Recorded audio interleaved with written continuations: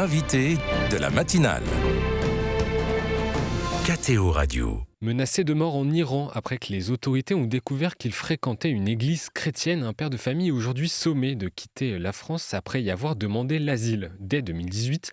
Cette histoire sur laquelle on va revenir met en lumière la situation de ces Iraniens qui choisissent de devenir chrétiens et qui, pour cette raison, sont menacés dans leur propre pays. Maître Gérald Brivet-Gallo connaît bien ces cas délicats et c'est lui que nous recevons ce matin pour en parler. Bonjour maître. Bonjour monsieur. Vous êtes avocat à Perpignan et vous vous occupez du dossier de ce père de famille devant notamment la Cour nationale du droit d'asile. Avant de parler des chrétiens en Iran, racontez-nous rapidement l'histoire de cette famille. Alors l'histoire de cette famille que je suis depuis 4 ans maintenant, c'est une famille iranienne, un couple, lui et elle sont infirmiers, étaient infirmiers en Iran, avaient un enfant en Iran, et par le biais et l'intermédiaire de rencontres, ils ont décidé l'un et l'autre de se convertir au christianisme. Suite à cette conversion, l'employeur de mon client en a été informé, l'a licencié, et s'en est suivi tout un tas de conséquences juridiques extrêmement graves, puisqu'après son licenciement, mon client a été jugé comme apostat, et donc jugé et condamné à la peine de mort. Dans la mesure où il était apostat, son mariage est devenu ipso facto nul, et donc son épouse, qui n'était plus son épouse aux yeux de la loi iranienne, considérée comme adultère, est également apostat, donc condamnée à la même peine que son mari. Elle était enceinte de leur deuxième enfant, qui est né en France, celui-ci, et étant dans une situation matrimoniale illégale, la loi iranienne lui faisait obligation soit d'abandonner son enfant à la naissance pour qu'il soit adopté par une famille iranienne de stricte observance, ou alors d'être avorté. Donc, fort de ces menaces existentielles, mes clients ont décidé de quitter l'Iran et ils se sont retrouvés à Perpignan en passant par la Turquie et l'Allemagne. Évoquons la situation des chrétiens en Iran. Est-ce que vous pouvez nous expliquer qui ils sont et combien ils sont Alors, je ne saurais pas vous dire combien ils sont parce que c'est un chiffre qui est pour le coup très difficile à appréhender parce qu'il y a une volonté de la part des Iraniens convertis au christianisme d'être le plus discret possible parce que la conversion en Iran engendre des conséquences juridiques comme c'est le cas pour mes clients, extrêmement graves, et en l'occurrence, ils risquent leur vie lorsqu'ils sont découverts comme étant chrétiens, puisque l'apostasie est considérée comme une infraction pénale, une des infractions pénales les plus graves, et c'est toute la difficulté du régime iranien où politique et religion sont mêlés. Et dès lors qu'un Iranien décide de ne plus être musulman et de devenir chrétien ou d'autres religions, mais dès lors qu'il quitte la communauté nationale qui est également la communauté religieuse, il exprime une forme de défiance, en tout cas de déloyauté, c'est ressenti comme cela par les autorités iraniennes, et devient par là même un ennemi non seulement de l'islam, mais un ennemi de la société iranienne dans son ensemble.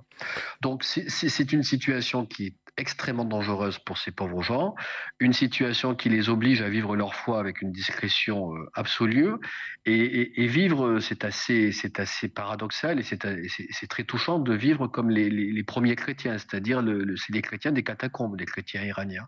Ils se retrouvent en maisonnée, en église domestique pour prier. J'imagine avec la peur au ventre d'être dénoncé, d'être découvert par les autorités policières. Donc on est dans une expression de foi primitive dans le sens historique du terme. Et en tout cas, ça devrait interpeller les nations les vieilles nations chrétiennes où ces gens-là risquent leur vie pour leur foi. C'est quelque chose d'assez beau, d'assez admirable, mais qu'on a tendance à méconnaître et à oublier, hélas. Mais par contre, la situation pour les chrétiens qui ont toujours été chrétiens et qui n'étaient pas musulmans avant est quand même un peu plus Eux souple. ne sont pas... Absolument, eux ne sont pas considérés comme apostats. Pour être apostat, la première condition, c'est d'être musulman et ensuite de renier la foi musulmane, soit pour une autre foi, soit Hmm. pour un athéisme. Mais il n'y a pas à proprement parler de, comment dirais-je, d'engagement spirituel et même physique lorsqu'on est athée. Mais on change de religion, on l'exprime au fort externe par des actes de piété. Mais effectivement, la situation des chrétiens n'est pas non plus une situation de tout repos. Et tous les catéchumènes ou alors les Iraniens devenus chrétiens sont obligés de fuir l'Iran? Le problème, c'est qu'ils sont confrontés à un choix de conscience existentielle. Soit ils gardent leur choix de conscience de conversion dans le secret de leur cœur et ne l'expriment qu'avec beaucoup de prudence et de discrétion, au risque de perdre leur vie, au risque de perdre leur emploi, de Hmm. perdre leurs liens familiaux et sociaux. Donc c'est un choix. Ensuite, je ne peux pas être à leur place, mais quelqu'un qui se convertit a forcément ou nécessairement envie d'exprimer sa foi nouvelle avec une certaine publicité. En tout cas, voilà, c'est quelque chose qui peut être difficile à garder pour soi. Donc, s'ils veulent vivre totalement et pleinement leur foi, puisqu'il n'y a de foi qu'une foi exprimée, c'est-à-dire qu'il y a un choix au fort interne qui est d'adhérer au Christ, au fort externe, il faut bien en manifester concrètement ce choix. Donc, s'ils veulent vivre les deux pans de la liberté religieuse, choix de conscience au fort interne, expression objective et matérielle au fort externe, ils sont obligés de quitter l'Iran.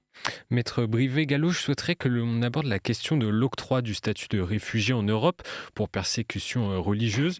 Le 29 février dernier, la Cour de justice de l'Union européenne a interdit aux pays membres de rejeter systématiquement une demande d'asile basée sur une question de foi, obligeant les pays membres par ailleurs à conserver le statut de réfugié. Si je comprends bien, la persécution religieuse n'est pas une raison valable. Pourquoi ? Alors, la persécution religieuse n'est pas une raison valable au regard des autorités françaises et du dossier que je connais, et au regard des arguments qui nous ont été avancés. En l'occurrence, leur choix de conscience et leur conversion, sa sincérité n'était pas suffisamment établie. Donc, en fait, ce qui est assez dramatique et paradoxal, c'est que même si vous apportez la preuve de la réalité de ces persécutions, c'est-à-dire comme dans mon dossier, des jugements traduits qui indiquaient clairement que mes clients étaient condamnés de mort pour apostasie. Donc la preuve des persécutions ne fait pas de doute, mais cette persécution est causée par un choix de conscience dont les autorités françaises contestent la sincérité, en l'occurrence une conversion religieuse, et estiment, sans le dire, que c'est un choix finalement de circonstance qui n'est pas sincère et que finalement, pour bénéficier et détourner la loi en matière de réfugiés, il faut un choix qui ne relève pas d'une sincérité absolue. Ce qui est quand même assez paradoxal dans une société qui se dit laïque, que de considérer qu'elle a le pouvoir d'apprécier la sincérité d'un choix religieux. Parce que d'abord, c'est un choix, je l'avais plaidé devant la Cour nationale du droit d'asile, c'est un choix qui est matériellement, un contrôle qui est matériellement impossible. Enfin, Hmm. personne n'est capable de sonder les cœurs et les reins et de dire tel choix religieux, telle conversion est sincère ou pas sincère. Ça me paraît déjà matériellement impossible. Et deuxièmement, au nom de la laïcité, il devrait y avoir une interdiction ontologique, en tout cas définitive, infranchissable. La République ne peut pas se prononcer sur la sincérité d'un choix religieux. Donc, il y a quelque chose qui est très ubuesque, plus qu'ubuesque parce que c'est dramatique, mais une situation schizophrénique où on a du mal à saisir la logique des autorités françaises en la matière. La persécution est établie, le choix qui est à l'origine de ces persécutions est interrogé et on considère qu'il n'est pas sincère. Et comme il n'est pas sincère, quelque part, c'est une façon de dire à mes clients, bah, écoutez, vous avez voulu jouer, vous avez perdu. Et ça montre aussi la difficulté devant un tribunal, devant la justice, de prouver sa foi. Ah ben, en plus, il y a quelque chose d'une extrême violence, c'est-à-dire que les conversions relèvent d'un choix de conscience extrêmement intime. Dire à quelqu'un pourquoi il s'est converti, quels sont les ressorts secrets de son âme qui l'ont conduit à ce choix. Moi, il me semble, en tout cas, je l'ai perçu comme ça lorsque nous avons plaidé, que c'était une violence symbolique très forte. Et donc, on a préparé cette audience avec mes clients et je leur ai demandé de se rappeler quel personnage de l'évangile les touchait le plus, quelle prière il pouvait réciter, qu'est-ce qui les touchait dans le christianisme qu'il ne retrouvait pas dans l'islam. Donc voilà, on est obligé d'aborder des questions relevant d'une intimité extrêmement profonde. Hmm.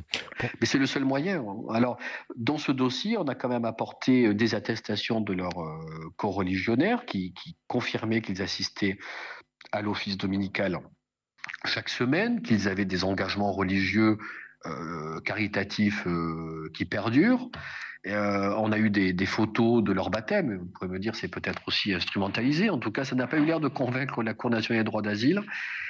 Et la difficulté aussi, elle est secondaire, mais elle est quand même, elle était présente, c'est que ces gens-là sont iraniens, ne parlent pas le français. Donc il a fallu traduire du farsi au français des questions relevant d'une intimité extrêmement profonde. Donc c'est très difficile, très difficile. et Mais manifestement, tout au long de ce dossier, ce qui a été mis en avant par les autorités judiciaires françaises, c'est l'absence de sincérité, en tout cas l'absence de démonstration de sincérité de leur conversion. Arrivé en France en 2018, je le rappelle, cette famille a donc essuyé 4 refus consécutifs Oui. de demande d'asile. Où est-ce Mm. qu'ils en sont aujourd'hui? Alors, aujourd'hui, nous avons obtenu, hélas, essuyé 4 refus de demande de protection. On a utilisé les voies de recours qui étaient à notre disposition. En l'occurrence, on a saisi la Cour nationale du droit d'asile, qui a également confirmé ces refus. Nous en étions restés là. Je disais à mes clients, on va attendre un petit peu, que les choses se tassent et puis envisager une autre demande, une autre voie pour obtenir un titre de séjour et qu'ils puissent travailler et vivre normalement. Et il y a 2 mois, nous avons eu le déplaisir de recevoir une OQTF destinée uniquement à mon client, et pas à son épouse. Donc là, on a contesté l'obligation de quitter le territoire français et on est dans l'attente de la décision du tribunal administratif. Maître Brivet-Gallo, dernière question en quelques mots. Quel est l'avenir pour ces chrétiens de religion, de culture musulmane et d'origine en Iran? Quel est leur avenir? Leur avenir est en France, à Perpignan. Leur dernier fils est né à Perpignan. Ils parlent mieux français que farsi. Ils sont tous les deux scolarisés ici. Ce sont des gens qui ont des attaches maintenant amicales et intimes à Perpignan. Leur avenir est en France. Et la France pourrait être fière de protéger la liberté religieuse, de protéger la liberté de conscience et finalement d'être voilà de concrètement de poser des choix réels et de dire je protège ces gens-là et ce n'est pas manquer à la laïcité ou à la neutralité que l'État doit avoir, mais ces gens sont persécutés parce qu'ils ils se sont dit chrétiens un jour, donc leur avenir il est en France. Merci Maître Brivet-Gallo Je vous d'être en prie, venu monsieur. nous parler de cette situation et de la situation plus globale des Iraniens qui choisissent de devenir chrétiens. Je rappelle que vous êtes avocat à Perpignan et que vous défendez notamment le dossier d'une famille venue demander l'asile en France. Bonne journée à vous Merci monsieur, au et bon revoir. courage pour la suite. Merci.